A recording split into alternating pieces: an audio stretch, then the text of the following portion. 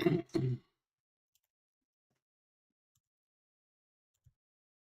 opponent is pulling check raises calling. My opponent check raises. What is his range?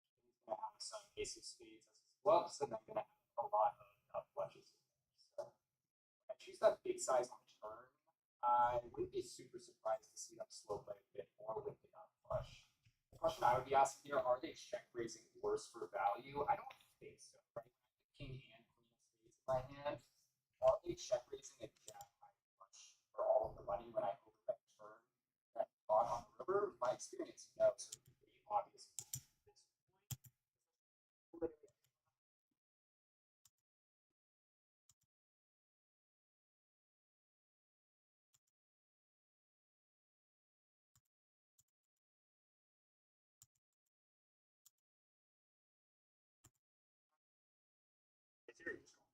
I call it everything because I'm in position. It's if he's bluffing, like we want to keep all of his bluffs in, obviously, and have them stab river. And if he has a better hand, which like realistically we're 1.5, like if he bets with his bluffs big on this river, which he should, I think, he should also bet his big as well. So let's hear from full. Wait a minute, I forgot what I said. I think I just said dominance twice. But my point is if he has bluffs or value on the river, I think he's going to choose a big size anyway. So I don't see how like we don't get this all in like ever, you know. Therefore, or like we don't go all in. Like, you know, something like that. I'm just calling always. All right. Well, the river is an offsuit. Yeah. And it was 395. Interesting. Yeah, we're just all in. Like show us a better hand. I don't know. Like we just have a good hand, we can just be all in. And he's not calling with like just the ace of spades, right?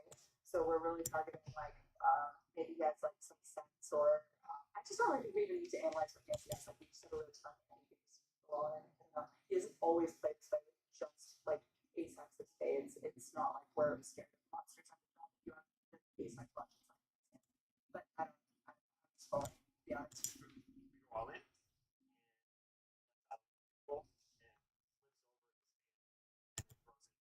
Well, I guess he has the ace of spades, huh? Is it ace high flush? I'm just going to simplify and choose a size. They raise off strong, call with lead. Obviously, have the nuts. The weakest hand I want to get called by here is probably like a pocket pair, maybe like a 4x hand. So if I had to get those hands to fold, I'd go like around 50. So I think I can just simplify here, go just over half pot. And they call. And now the turn is going to be an off 7, and the checks it over.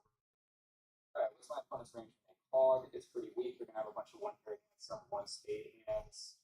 Do they have inelastic hands here? Absolutely. They have a lot of tens and some one spade combos. I'm gonna target those inelastic hands. If I had to get a hand like Jack 10 with a spade to fold, Pocket 8 with a spade to fold, I'd have to go pretty big. So I'm gonna go to 25 here, targeting inelastic. We're going to get the call. River is an offsuit 9, and our opponent checks it over 1. Trying right here, they're going to be a little bit more price sensitive. So what do I want to target here? I want to target the 10s. Focus on the 10s. So trying rec, if I had to get this guy to fold a hand like 10 offsuit, what size could I go? I think that they might actually be a little bit more sticky on these monotone flops because there's some pretty obvious bluffs in range. So they're a little bit more price sensitive, but at the same time, I think they might get a little bit more sticky. So it's starting to get a little bit complicated here. I think I'm just going to target a 10. If I had to get those to fold, I would go over bet and go like around 700. So I think here, maybe go like 550. All right. So we go 550 and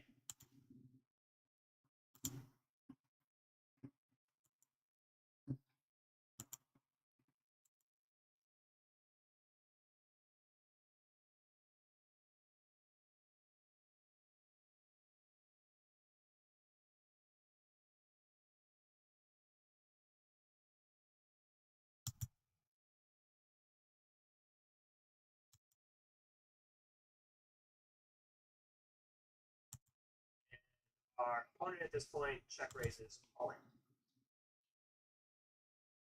My opponent check raises. What is his range? He's going to have some ace of spades as his bluffs, and then a lot of nut flushes in there. So when I choose that big size on the turn, I wouldn't be super surprised to see them slow play a bit more with the nut flush. The question I would be asking here, are they check raising worse for value? I don't think so, right? When I have the king and queen of spades in my hand, are they check raising a jack high flush for all of the money when I overbet turn that pot on the river? My experience, no. So it really just comes down to, is it trying wreck going to have the cojones to bluff at a high frequency to make this a profitable call? Most of the time, no. So I would actually just be folding here unless I have a good reason to call versus specific. You're going to fold the second nuts. Yeah. So we're going to fold, and the villain flashes a mischievous grin, and then shows you the nuts. He shows ace-8 of spades. I almost got you. He shows ace-8 of spades, and he does actually. Yeah, nice hand, just a cooler. I'm not worried about that one. On to the next. They probably just show the ace of spades. Show the mischievous grin, show the ace of spades.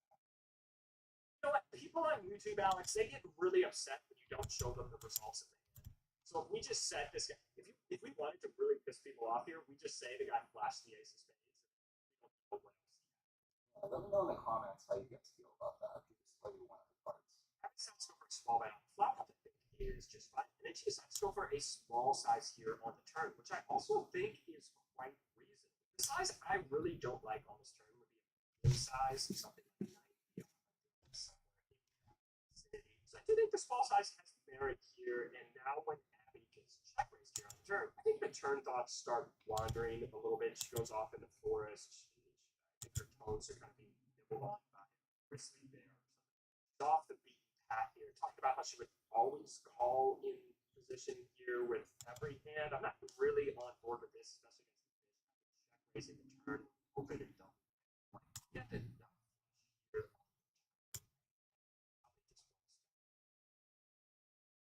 This is just okay. If we're just going to call with a king, let's take it up.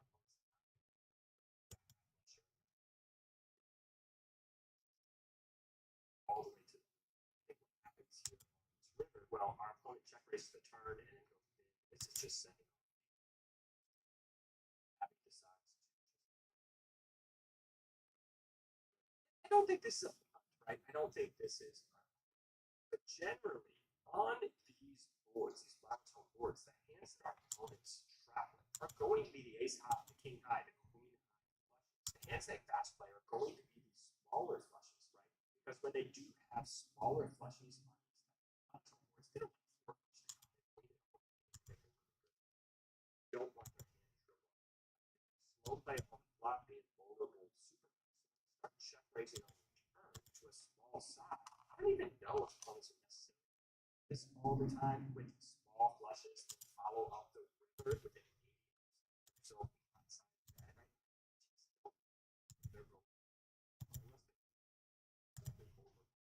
right? Sure, if they do have a flush here, they're never folding. I'm just not sure that trying recreational frequently when they do have choice. Alex on the turn decides to overbet, which I'm also on board with. I'm going small high with overbetting. I think Alex has a pretty solid point here from the big line. His opponent could have just a lot of hands, so overbetting. I don't think a hand like ace 10. So Alex decides to give up spade and decides to capture max value against those stronger hands here. I think Abby's strategy has merit. I think Alex's strategy has merit. I think both of them chose interesting. Alex just gets called when he overbets. Now he's going to go for some chunky value. The biggest size takes a hand. And it's going to call. And now when he gets check jammed, Alex again immediately to his bluff catching chance here, just figuring that this is going. Sure as a point is going to show. Alex just figured probably under bluffed, and just because we have the second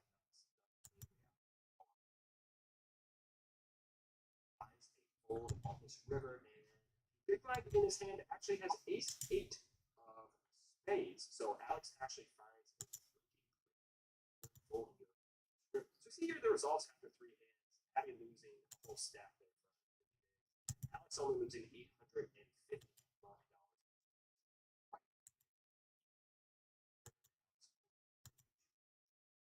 Next hand, playing 5-10 against a fish once again. We're going to open up button with Jack of Diamonds, fish defense, big blind. Flop comes 10-7 deuce here. And this one, interestingly, the big blind fish is actually going to donk. It's going to lead out for $40. We're going to pass it over to our players to get their thoughts. I raise at almost a 100% frequency. Is there diamond on this board? There is one diamond, the deuce of diamonds. Yeah, get the fuck out of here. We're raising. Get the fuck out of here, raising. Oh, that was hilarious. Get the fuck out of here, we're raising. Let's go 140. Appreciate the follow. I love when people talk. Oh my gosh. I'm always. And now at this point, this is going. Oh, his turn is a 5 of diamonds. Turns a 5 of diamonds. This is going to check. Holy shit, we just got the most money turn in the history of the world. We're gonna overbet this hoe. Hey, we gonna overbet this hoe. We gonna overbet this hoe. I like that.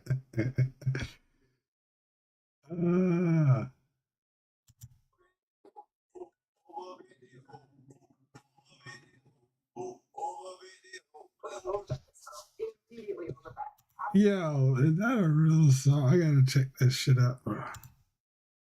They said overbet this hoe. Hold on, I gotta see if that's a real song. That shit is hard.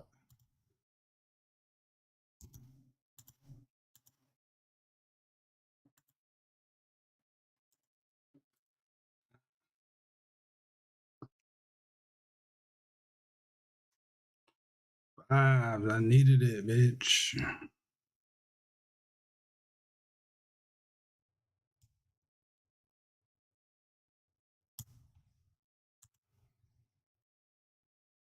Overbet this hoe.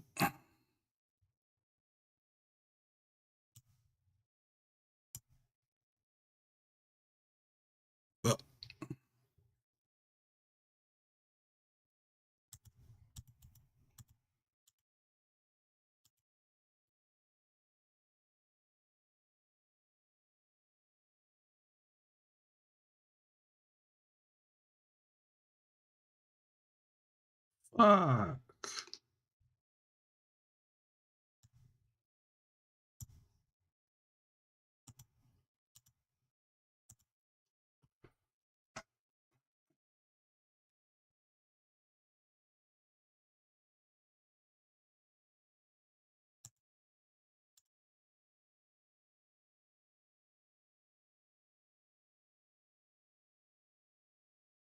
Tripping. I should have fucking check raised the turn. Fucking A.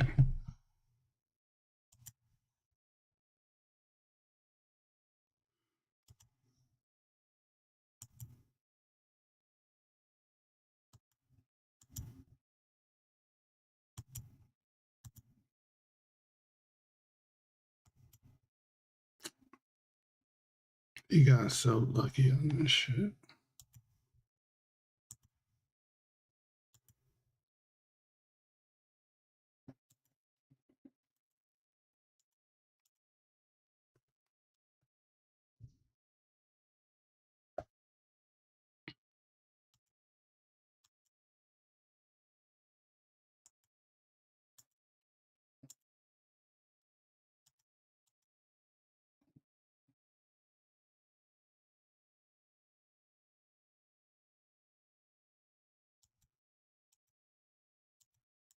$5-10 against a fish once again. We're gonna. This one, interestingly, the big blind fish is actually going to donk. It's going to lead out for $40. We're gonna pass it. We're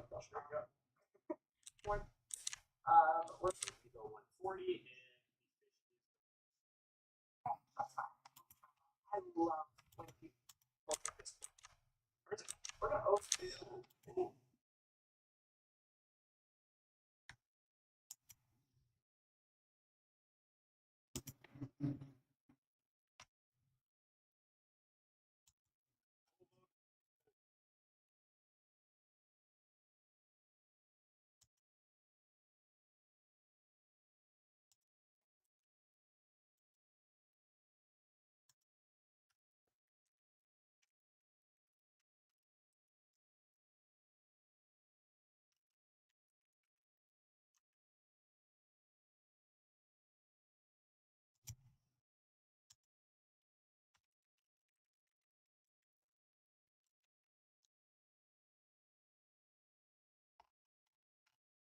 Damn.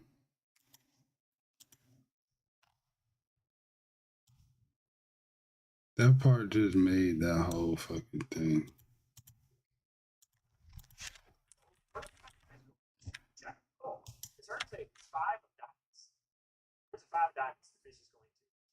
Holy shit, we just got the most money turn in the history of the world. We're gonna overbet this hoe.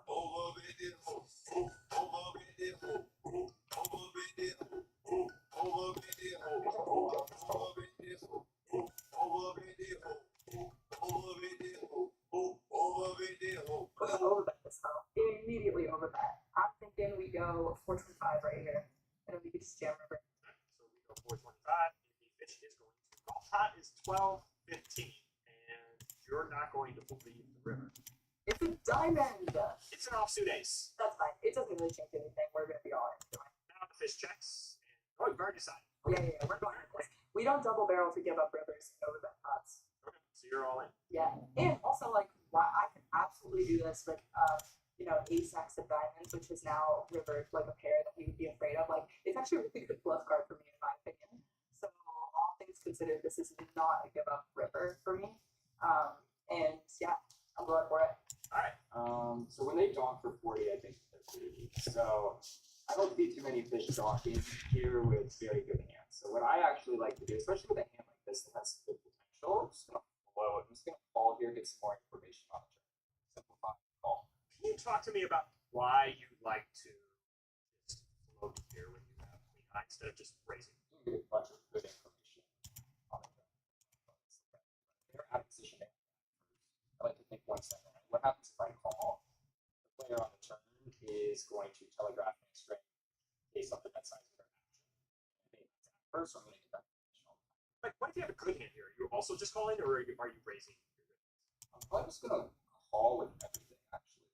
If I do have a good hand, I don't really want to scare them off, right? So I'm just going to call because I always get to act second on the turn. Even with my good hands, I'm not really going to rush here. There's not many super inelastic hands with like big draws to target with a big raise, so I'm just going to call here. That's why I say simplify, just call everything. You're going to love this turn. It's the 5 of diamonds. And now he's going to donk again for 60 here. Right, so now he's choosing a little bit less than half pot size. Again, not very indicative of strength. What's his range here? I think he's going to have some gut shots, open under some tens. For the most part, my hand specifically, I pick up a lot of equity. I'm going to choose to actually tell a fish twice that his 10's no good. So I'm going to go ahead and raise here to a size that I'm expecting a 10 to still call.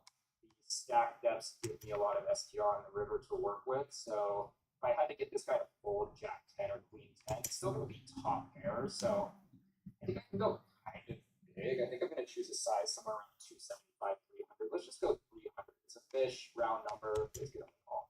Calls. And now the river, you're going to love it. You're going to love it so much. It's the best card in the deck for you. It's an offsuit ace. Offsuit ace, okay.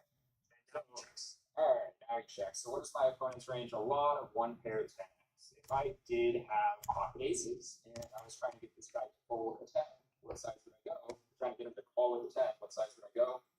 I don't think I can get too greedy. I don't think I can go that big actually. So I think my value size here is basically somewhere around after I raise the turn. I get away with going same size. I could probably get away with going like 300. So my bluff size here just to make sure 10 folds. It's going to be just 600. It's a bit of a big gap. Maybe I don't need to go all. Go 600 to be safe. I don't think there's too many brick walls I can run into here other than ace 10. So I'm going to go 650. 650. 650, and he snaps. And he shows ace 7 of diamonds. Well, it's funny you said that you could have ace X of diamonds because he is going to call. And he has ace 7 of diamonds for a rivered 2-pair. To be fair, bad river for me, as it turns out. So Abby decides to raise right away here. And I can't remember if it was the flop or turn. She overbets on the turn here. And I believe she said, I would also do this with value. And against fish, I'm really not on board with playing value in my bluffs the same way most of the time. Now, there are certain spots where our value and our bluffs have similar goals, but just in general, I try to zoom out. And against fish, it's really just what does my hand want to do against this particular player's range. Like, what do I think this guy has, and what does my hand want to do against what I think he has? Like, it's really, really that simple. We don't have to get too convoluted when we're playing against a guy who doesn't know how to spell range. Abby goes for the overbet on this turn here, which I think is okay. Actually, maybe like sizing down here though, because I think when our opponent donks on the flop, even when I call a raise, when I call small raise, I think they're just gonna have a lot of bullshit. I think they're gonna have like 7x or pocket eights or something like that. And I don't want them to fold those hands right now because they're always going to fold those hands on the river. So why get them to fold those hands right now if we can carry those hands to the river and then get them to fold, right? The other problem is if our opponent does have a hand, well, we're setting up an SPR on the river. We're just fold if they do call on the turn. Opponent does call. River is Wait, what the fuck? Abby jams here on the river, which again, I don't think this is like some type of egregious punt. I just think we could be a little bit more targeted with our size here on this river. I would zoom out on this river and I would just simply ask, our opponent flipped over a hand like 10-9 or something like that. How big would I go on this river? Maybe 300, 400. Have to go relatively small, right, to get a 10 to call once we raise the flop, overbet the turn, and an ace comes on the river, right? So I don't think we necessarily need to empty the clip here on the river. Again, not an egregious mistake, but I think the difference here, what you see between low stakes players and elite players at high stakes, is the elite players at high stakes are going to be a little bit more precise with exactly what they're trying to do with their sizing on this river.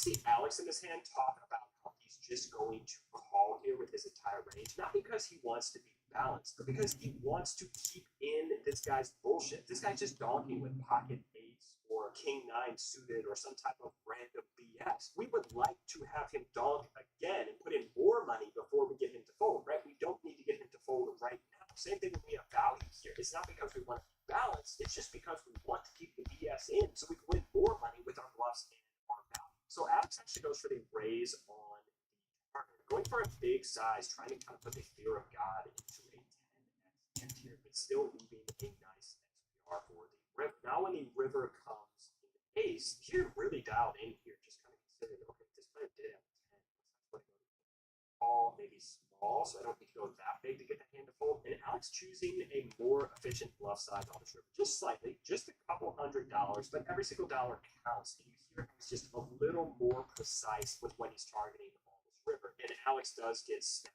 off here, as does Abby, because our opponent has ace-7 of diamonds. So here's the results after 4 hands. Abby getting stacked 2 hands in a row, losing a lot of imaginary mark dollars here. Alex, the low stakes players and players at high stakes, is elite players at high stakes are going to be a little bit more precise with exactly what they're trying to do with their sizing on this. See Alex in this hand talk about how he's just going to call here with his entire range, not because he wants to be balanced, but because he wants to keep in this guy's bullshit. This guy's just donking with pocket eights or king nine suited or some type of random BS. We would like to have him donk again and put in more money before we get him to fold, right? We don't need to get him to fold right now. Same thing when we have value here. It's not because we want to be balanced, it's just because we want to keep the BS in so we can win more money with our bluffs and our value. So Alex actually goes for the raise on the turn, going for a big size, trying to kind of put the fear of God into a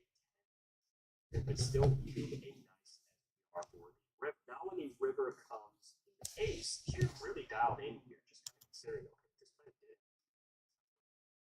all maybe small, so I don't need to go that big to get that hand to fold. And Alex choosing a more efficient bluff size on this river, just slightly, just a couple $100, but every single dollar counts. And you hear how he's just a little more precise with what he's targeting on this river. And Alex does get snapped off here, as does Abby, because our opponent has ace-7 of diamonds. So here's the results after 4 hands. Abby getting stacked 2 hands in a row, losing a lot of imaginary mark dollars here. Alex loses a bunch as well, but only 1,040 in this penultimate hand. I really like this.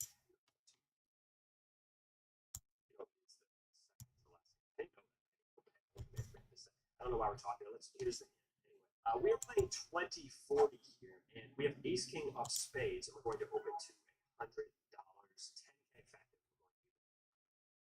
Hijack fish is going to call. Now the small blind a reg is going to squeeze to 600. We're going to 4-bet here to 1.6k. Hijack skated out of the way. The small blind reg, this is going to be a reg at 2040, is going to call. Block up to 843 with a couple of diamonds, and we are going Alex to fold those hands on the river. So why get them to fold those hands right now? We can carry those hands to the river and then get them to fold.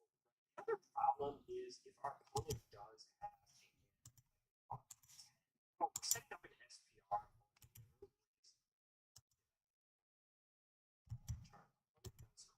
the river is an ace, and I don't think this is like some type of maybe a little bit more targeted.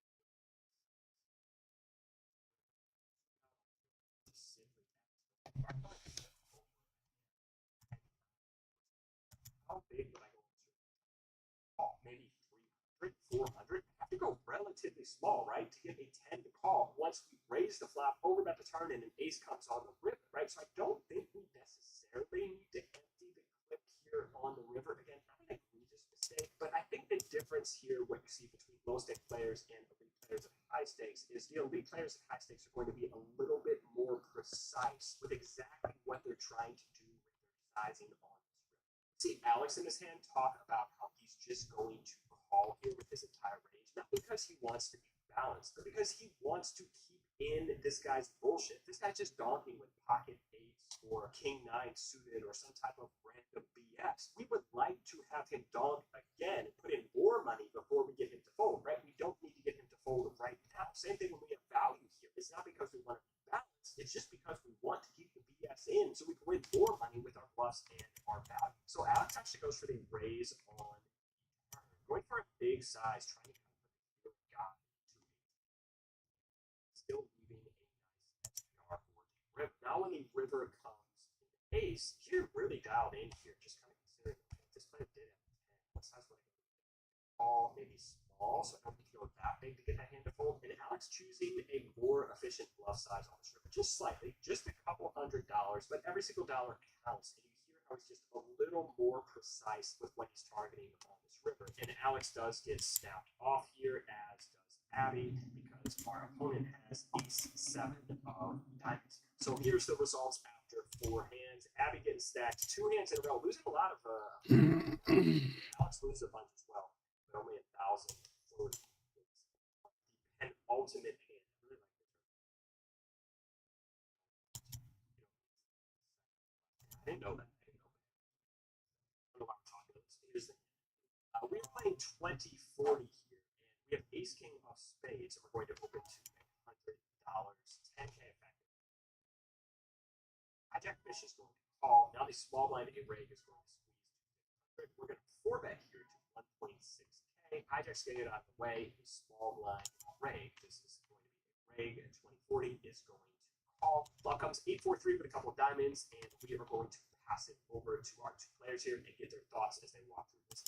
My initial thought process is that I want to bet small for value on the flop, and then when I'm getting called, because I think I'm getting called a lot, I don't actually think that raises are as strong on these types of boards as people like think they are, especially from a reg on this board, because I can still have, like, I'm a 4-better, right? I don't want to be checking, like, I want to bet my entire raise, and weirdly not value, but I guess the small size I get called. Obviously, we want to evaluate the turn in position. I actually might like check back.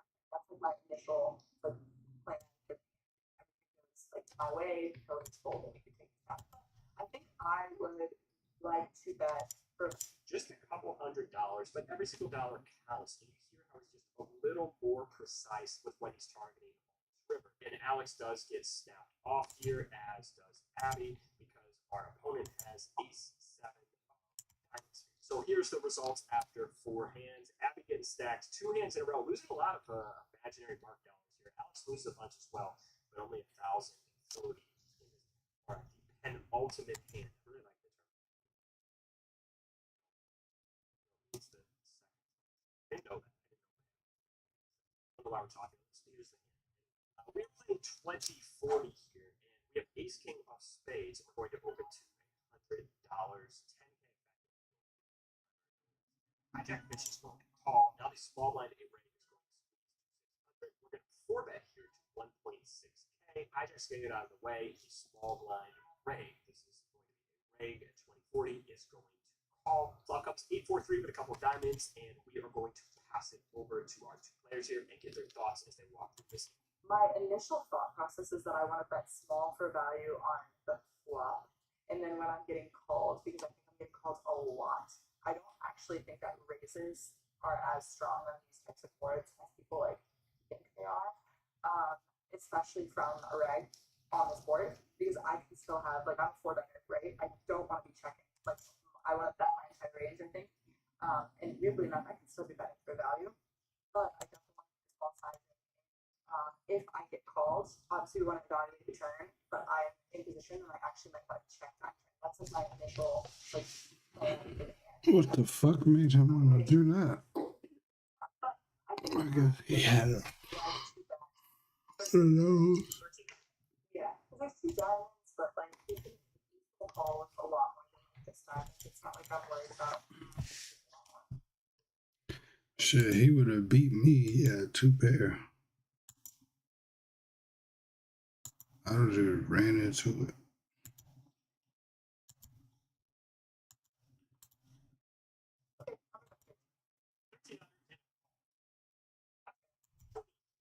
Because I can still have.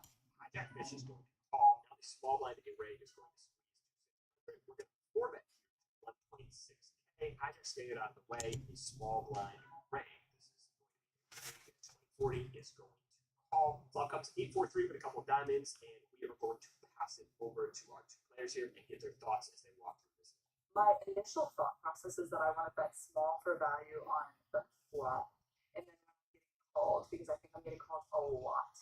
I don't actually think that raises are as strong on these types of boards as people like think they are, especially from a reg on this board, because I can still have, like, I'm a 4-better, right? I don't want to be checking. Like, I want to bet my entire range and thing. And weirdly enough, I can still be betting for value, but I definitely want to pick a small sizing. And if I get calls, obviously we want to evaluate the turn, but I'm in position and I actually might like check back turn. That's my initial like plan for the hand. If everything goes like my way, he'll just fold and we can take it down. But I think I would like to bet 1,300. 13. Yeah, because there's 2 diamonds, but like he's gonna call with a lot more than like just diamonds. It's not like I'm worried about. Okay, I'm gonna bet 13. 1300 and a call. Yeah, Out the turn, you're going to hate it. yeah, sure. What's the worst return? King hearts. Small blind is going to check. Okay, I mean, I think we just want to be betting for value now. I mean, obviously you can still have like aces, but let's see, we've already invested 2.9K right now, so we have roughly 7K behind. That's important to note. The pot is 59.40. Okay, fair enough. I think right now, even though we're betting for value, we still want to take sides that we can get called by, or like he has to call, for example, like queens or something. Like, how much would queens call? I wonder if I just go like cheeky little 1900 or something, like just below that 2K range where it looks like it's a lot less than 2K, even though it's just like a 2K bet. I wonder if he just calls queens. I probably not right now, kind of joking, but sometimes that's the thing. Like people will call 99, but they won't call 100 because it sounds bigger. No, but in all seriousness, I think I would try to bet like around a third pot again. Because also if he calls, we can absolutely be evaluating river. Like if we bet 2K, right? We have 7K behind. When we bet 2K, now we have 5K behind. So if we get a queen river, like surely we can just jump for value. So I'm okay with 2K. Let's go 1900. All right. This motherfucker here. Calls 4-bet. I think probably going to be uncapped. Not expecting too many breaks to have a 5-bet range. So I do think aces, kings, queens in range. Ace king off, ace king suited. Some jacks, but for the most part, he's a very condensed range of. On these low boards for Sabreg, I'm just going to simplify into range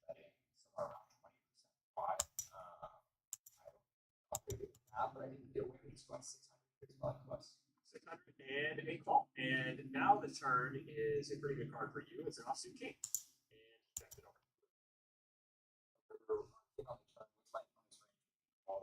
All that on the flop. I don't know if I even get that many folds from betting 20% pot. I wasn't really trying to get too many folds. I think he's probably still at the same range that he decided to call the 4-bet out of position. First place, he's going to have a lot of his own ace king here, some aces, one combo of kings, and then some queens, maybe slivers of jacks here. So what am I incentivized to do against that range when I have these? What happens if I check? I think my opponent's not going to have on these low boards versus rank. I'm just going to simplify into range betting, so around 20% wide. It's about 600. It's probably close. 600 and a call. And now the turn is a pretty good card for you. It's an offsuit king. And he checks it over. What's my opponent's range? All that on the flop. I don't know if I even get that many folds from betting 20% pot. I wasn't really trying to get too many folds. I think he's probably still at the same range that he decided to call the 4-bet out of position. In the first place, he's going to have a lot of his own ace king here, some aces, one combo of kings, and then some queens, maybe slivers of jacks here. So what am I incentivized to do against that range when I have these? What happens if I check? I think my opponent's not going to have many natural bluffs on river. What happens if I bet big? I think I fold out worse on the ball by the same. Actually, I think this guy fold ace king. I like the line to try to get this guy fold ace king. Actually, with one combo of kings that I'm losing to, 3 combos of aces. His most common hand he gets point to call is going to be ace king. I think the majority of regs aren't looking to play.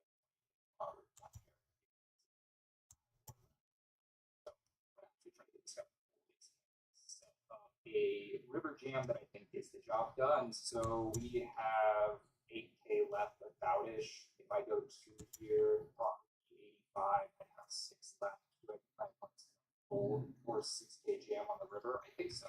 Let's go 2K here and try to get the full same. Okay, and he settles. Opponent has pocket.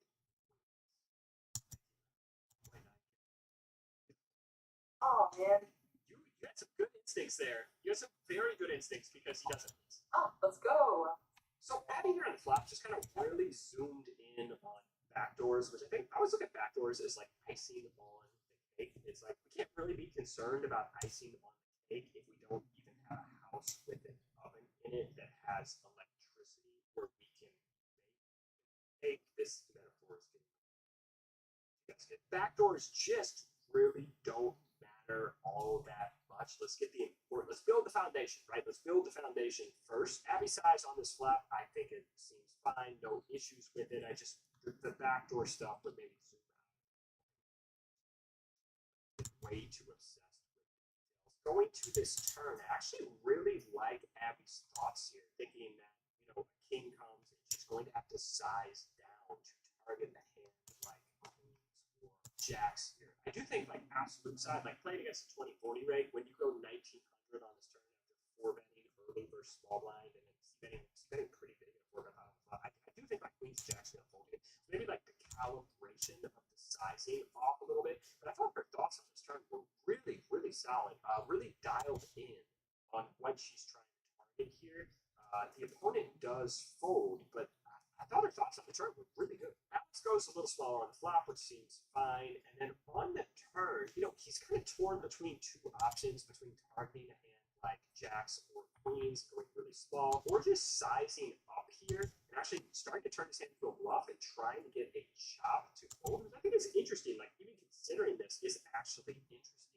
And Alex ultimately decides to go for the big boy size here on the turn, trying to hold out a chop by the river, which is something I didn't even consider. So I do think this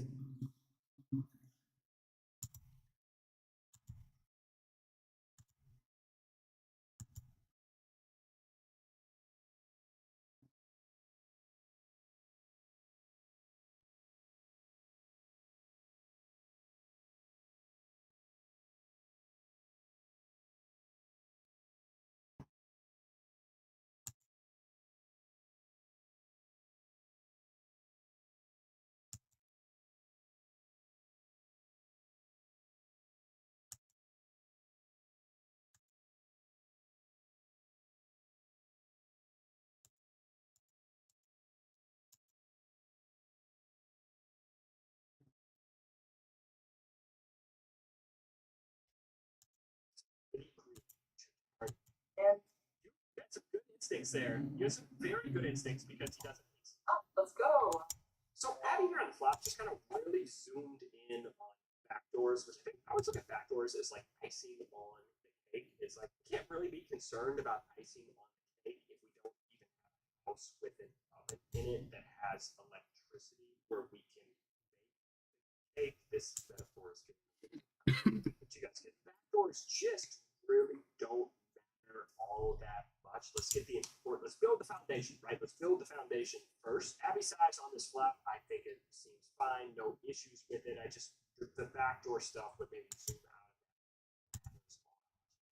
Way too obsessed with the details. Going to this turn, I actually really like Abby's thoughts here, thinking that a king comes and she's going to have to size down to target a hand like jacks here. I do think like absolute side, like playing against a 20-40 rate, when you go 1900 on this turn after 4-betting early versus small blind and then c-betting pretty big in a 4-bet top, I do think like queens and jacks are going to fold here. So maybe like the calibration of the sizing off a little bit. But I thought her thoughts on this turn were really, really solid, really dialed in on what she's trying to target here.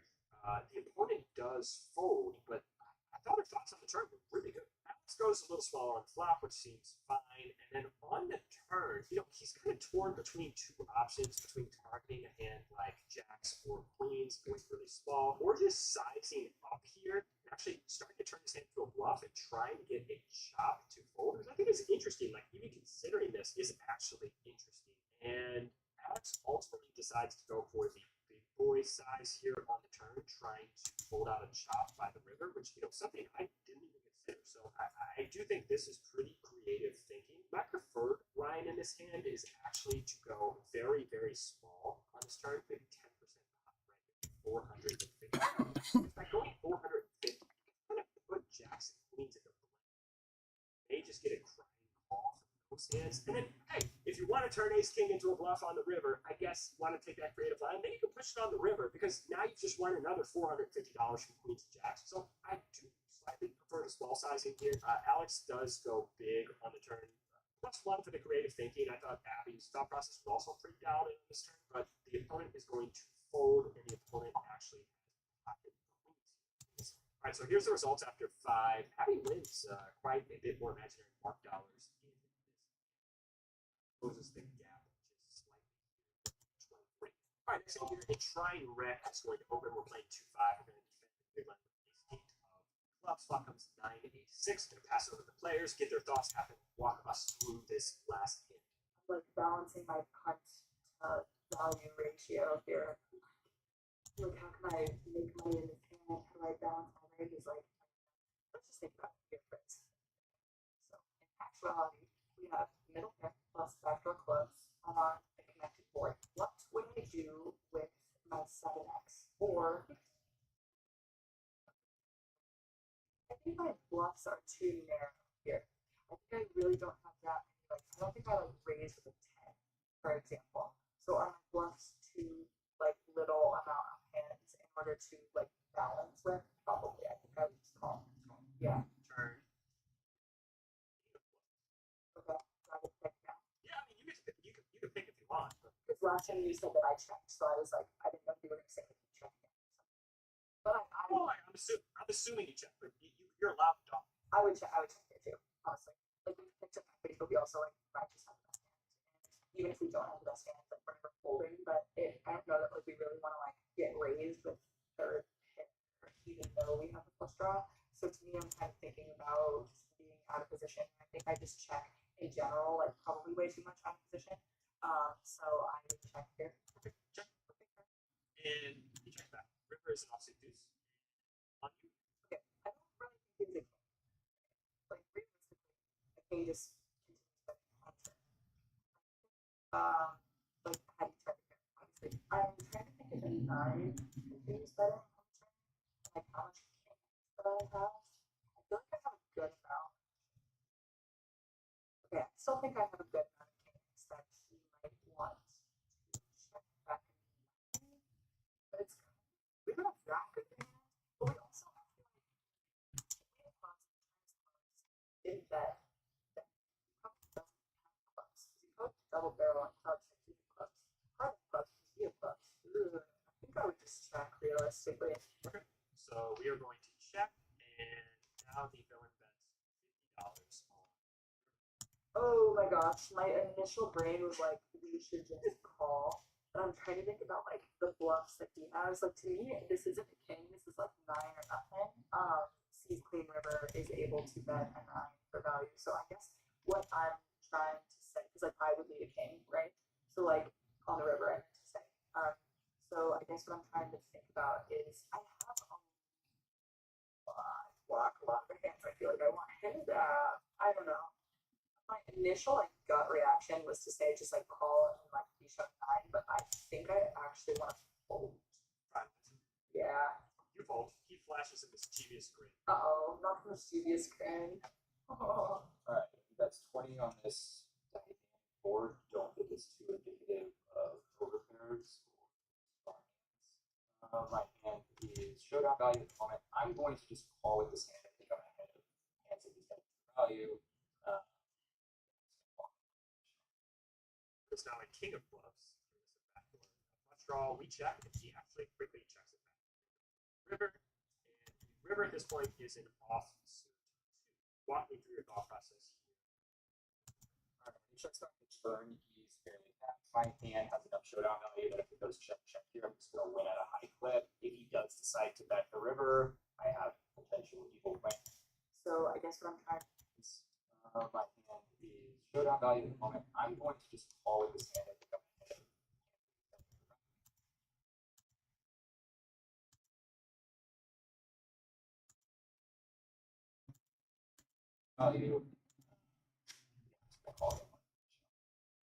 There's now a king of clubs. There's a backdoor flush draw. We check, and he actually quickly checks it back. River, and the river at this point is an offsuit. Walk me through your thought process here. Alright, he checks back the turn. He's fairly tapped. My hand has enough showdown value that if it goes check here, I'm just going to win at a high clip. If he does decide to bet the river, I have Point, and we check. There's now a king of clubs. There's a backdoor check. He quickly checks it back. Here goes the river, and the river at this point is an offsuit. Walk me through your thought process here. turn. He's fairly tapped. My hand has enough showdown value that if it goes check here, I'm just going to win at a high clip. If he does decide to bet the river, I have potential evil plans versus a hand like 10s, jacks, or a 9. I don't think he has too much king X in range, king X plus in range. So I'm going to check it over to my opponent and see what he does. Alright, so we check, and he goes 50 here. Okay, so my opponent bets 50 into 82. What is his range? I don't think your average fish is going to be betting too thin here on the river, but I also think that they're capped, which leans me towards thinking they have a very specific part of their range that I am behind at a fairly high clip, but will not call a check raise. So again, do I think calling here is profitable? For some people, perhaps. I think raising is a bit more profitable. So if I wanted to get called by a hand like pocket 10s, pocket jacks, what size could I go? The pot's not that big, so the absolute dollar amount needs to be larger as a percentage of the pot. If I think I was trying to get called by 10s, I would go somewhere around 250, so I'm going to go 420. 420. And our opponent snap folds, and he has pocket jacks. He says good fold, and he shows pocket jacks. Yeah, okay, look at that. I really was thinking 9 or nothing, but I guess jacks make sense too. I still feel like I have a lot of king X on the club, so it makes sense to me. And so Abby here really focused on backdoors and kind of zoomed in on what is her range and what her range wants to do rather than her opponent. Kind of on a flop and turn here, we kind of on the river, she checks it over, which I like that. And facing this $50 bet on the river, I thought Abby did a really nice job of ranging her opponent, putting her opponent on pretty much exactly the hand that makes sense. The one next step kind of missing here that I think you see Alex kind of do with every hand that Abby sometimes gets to, sometimes doesn't, is that next step. Once we put our opponent on a very specific range, well, what happens if, right? What happens if we consider every single option? What happens if we call? What happens if we fold? What happens if we check raise? Oftentimes I see the difference between profitable low stakes players and elite high stakes players is the ability for the elite high stakes player to consider every option and then come to a decision after considering every option, where the low stakes players often get locked in on one decision. Well, I have a bluff catcher here, and so I'm going to fold because they're under bluffing, because I think they have jacks here, because I don't think I can beat that, whatever. They get really locked in on I'm going to do this because A, B, C, and D. Where an elite high stakes player, what really separates them in this spot is instead of coming to a decision, they just kind of walk through each possibility instead of coming up with reasons up front to support those possibilities. We see here in Alex's hand, he kind of demonstrates exactly that.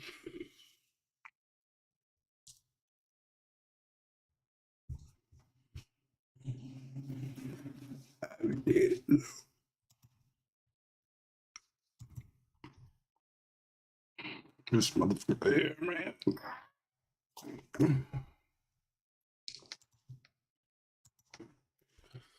Check raise your shit. Alright, bitch. That plan. And I don't need your head to catch up.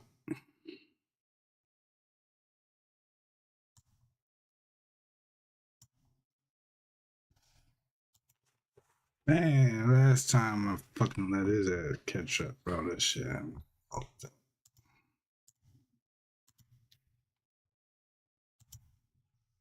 Shit made me sick.